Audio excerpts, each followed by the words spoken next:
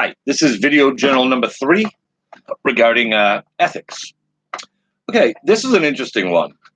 To answer the initial question, the Judeo-Christian ethic, I believe, is the one that most closely applies to me. Respect and dignity for all persons, do unto others, and love thy neighbor as thyself. However, I am familiar with John Stuart Mill, and I like him quite a bit. So perhaps, and utilitarianism and the Judeo-Christian ethic, I don't see are that far apart from one another.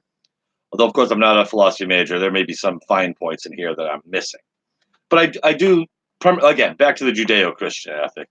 I've always been conscious of, not always, I'm sure I was raised, somebody was educated into feeling this way, that I do try to give everybody an equal shot. I really do. I try not to judge people. I mean, I can look at somebody and say the guy's probably an idiot, but I don't treat him any differently until he proves he's an idiot, sort of thing, if that makes sense. The greatest good for the greatest number of people, back there to the Mill stuff, to utilitarianism. Yeah, that's something I think of.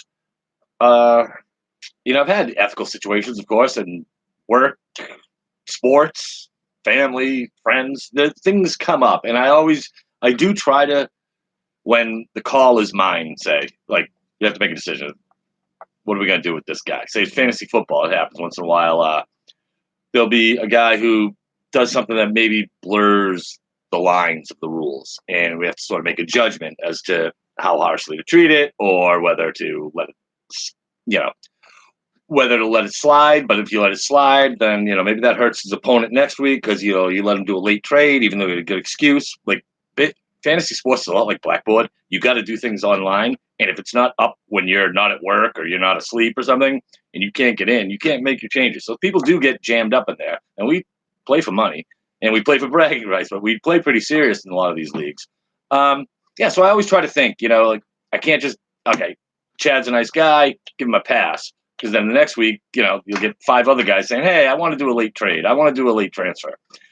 So you got to think ethically, what is the best thing? Chad, you just got to suck it up so that the rest of us can keep going, or the rest, I try to get a consensus and maybe see what makes the most people happy, which is another component that is been mentioned here. But this is a deceptively complicated chapter. I figured when I saw, pick which one you are, it would be pretty easy. But you look through all the descriptions and you read them, what you know about them already, or what I thought I knew about them already.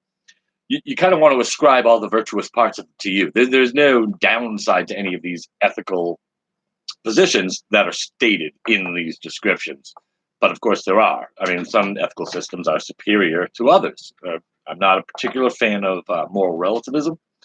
I think that I find that leads people to really isolate themselves, to really concentrate only on one particular area. If my understanding of moral relativism is similar to that of what Dewey and Russell wrote. Again, I'm not sure. I'd like to talk about this in class. This will probably come up, and I'll figure out maybe more accurately which category I fall into. So I'm going to keep reading this again. I've read it over 3 or 4 times, try to figure out which one I really fall into. But I think I've had a Catholic education my whole life, and the Judeo-Christian certainly fits with me, although it maybe not in lockstep. Okay, I hope that meets the requirements for the assignment.